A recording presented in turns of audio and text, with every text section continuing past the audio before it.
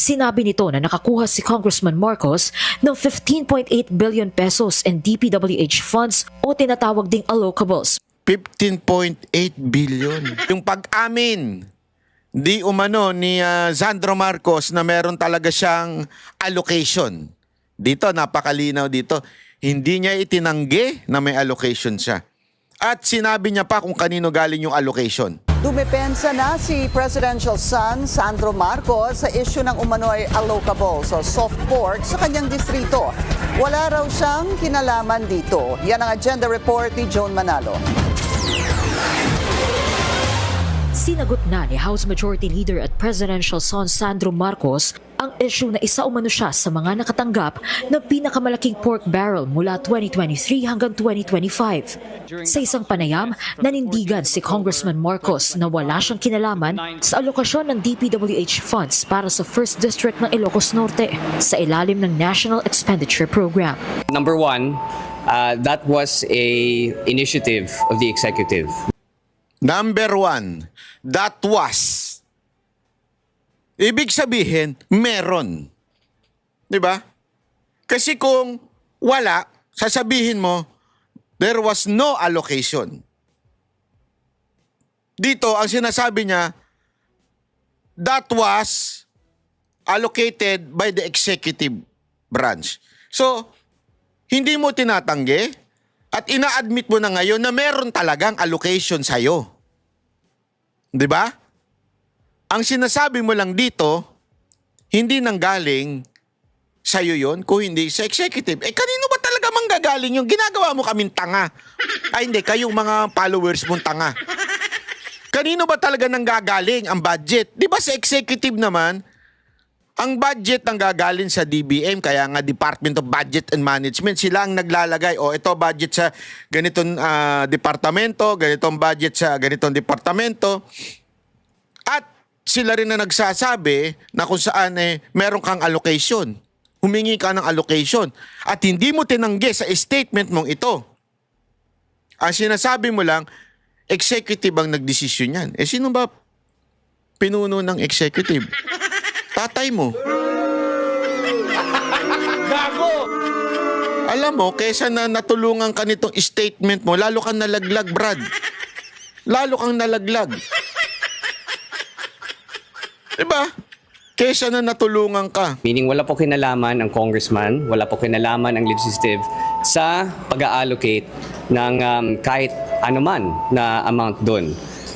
Bilang isang mambabatas, bilang isang tao na kung ang kanyang trabaho na ipaglaban ang kailangan ng kanyang distrito, my mayors, my constituents, my barangay captains come to me with priority projects all the time, and it is my job to forward those projects where necessary.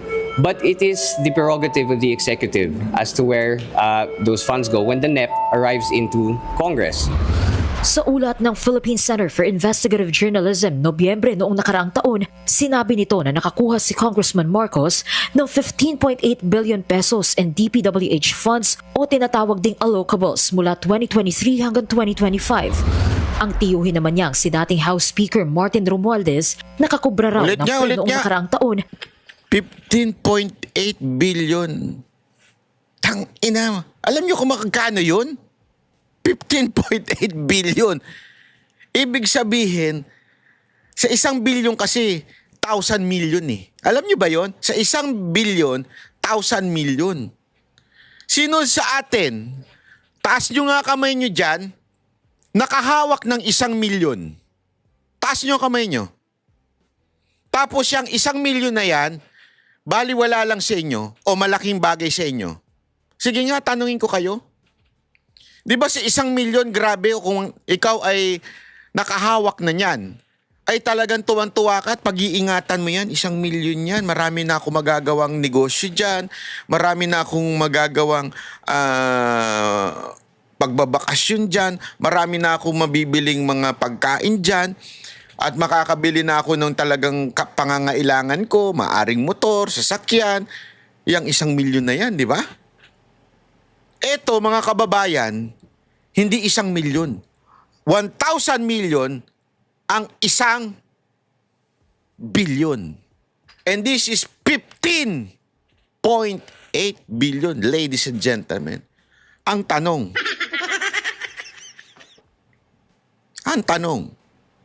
meron bang flood control project o any project na ginawa si Sandro Marcos dyan sa Ilocos Norte? Kasi ang balita ko, pinuntahan pa ng isang vlogger, yung tawa ng tawang vlogger. Wala eh. So, kung wala, asan yan? Anak ka ng weteng, oo. Anak ka ng weteng talaga, oo. Mula 2023 hanggang 2025, Tapos, dito ka magtataka, ang nakasuhan,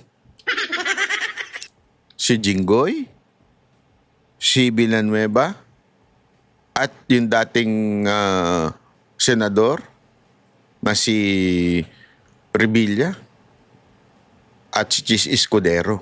Sila ang kakasuhan. Bakit? Nasa majority, except si Revilla. Si Revilla kasi hindi naman siya senador. Pero yung tatlo, nasa majority. Ibig sabihin, mababawasan na majority. Ngayon, dikit. Pag nabawasan yung tatlo, wala pa si Bato, talaga may hirapan na magpalit ng leadership sa Senado. Tapos, sino ang nagpakaso? Si Lacson. Sino si Lacson? Yung sweetheart tuloy. Yung partner ni Soto na Senate President. It is really obvious na kaya pinakasuhan yung tatlo na yun. Ha? Dahil po sa ayaw lang nila na magkaroon ng chance ang minority na mapunta sa Senate presidency.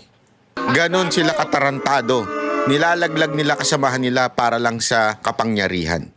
tiyuhin naman niyang si dating House Speaker Martin Romualdez nakakubra raw ng 14.4 billion pesos na allocables para naman sa 1st District ng Leyte. Pero giit ng kongresista, DPWH ang makakasagot tungkol sa issue. With regards to that, you will probably have to ask the DPWH. But again, it is the job of a congressman to fight for the projects in their district to make sure that the constituents... Ba't di mo masagot kung asan yung project? Di ba, simple-simple, asan yung project? Ba't di mo masagot? Anak kayo ng weteng. are well taken care of and that their priorities are met and received.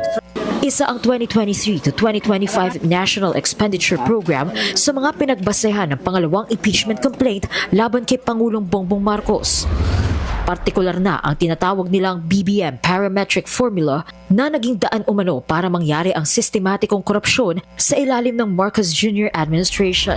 Ayon sa reklamo ni Liza Maza at iba pang miyembro ng progressive groups, dinisenyo ang BBM parametric formula para pondohan ang allocables na nasa discretionary priorities ng mga mambabatas. Pero nanindigan si Congressman Marcos na DPWH lang ang makakasagot nito bilang implementing agency ng infrastructure projects sa bansa. Para sa Agenda, Joan Manalo, Billionario News Channel. Mag-follow sa aming mga social Di ba? Ayan o, napakalinaw ho mga kababayan. Hindi itinanggi, itinuro lang ang executive. Ang problema dun sa executive, si Marcos yun eh. Marcos yun eh. Yung tatay mo yun. So tatay mo ang may pasimuno ng allocation sa lugar mo. Hindi ba napaka ano ho niya, napaka walang delikadesa? Tinuro mo yung tatay mo eh.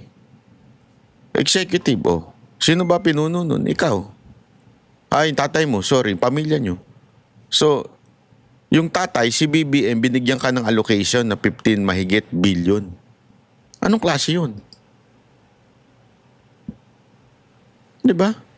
Yan ang mahirap sa inyo eh.